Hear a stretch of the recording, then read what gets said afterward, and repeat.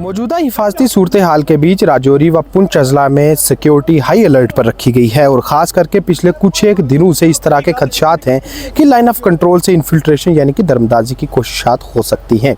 हिंदुस्तानी फ़ौज की तरफ से लाइन ऑफ कंट्रोल पर हर लिहाज से चौकसी बरती जा रही है, सिक्योरिटी हाई अलर्ट पर है और इस वक्त मैं राजौरी ज़िला के नौशहरा सेक्टर में लाइन ऑफ कंट्रोल पर ही खड़ा हूँ, जहाँ आप मेरे साथ देख सकते हैं कि हिंदुस्तानी फ़ौज के जवान पूरी तरह से चौकसी बरते हुए हैं और जो साफ मकसद है वो यही कि लाइन ऑफ कंट्रोल का जो फॉरवर्ड इलाका है और उसके साथ ये जो एंटी इन्फिल्ट्रेशन ऑब्स्टेकल सिस्टम है जिसे कि हम लाइन ऑफ कंट्रोल की तारबंदी कहते हैं, ये पूरी तरह से महफूज रखी जा सके और यहाँ से दरमदाजी यानी कि घुसपैठ और इन्फिल्ट्रेशन की कोई भी अगर कोशिश होती है तो उसे नाकाम बनाया जाए। आप सब जानते हैं कि पिछले कुछ एक हफ्तों में राजौरी और पुंछ अजला के अंदर और इसके अलावा जम्मू के अखनूर सब डिवीज़न व Akhnoor line of control sector के इलाकों में कई कोशिशात हुई हैं दरमदाजी की, इन्फिल्ट्रेशन की, जिसमें कि मिलिटेंट्स ने कोशिश की है लाइन ऑफ कंट्रोल से अंदर दाखिल होने की ताकि वो इस ओर आकर मिलिटेंसी से जुड़ी हुई वारदातों को अंजाम दे सके। जैसा कि पिछले 3 सालों के दौरान राजौरी और पुंछ अजला में बड़े पैमाने पर मिलिटेंसी के वाक़यात में इजाफा देखा गया है।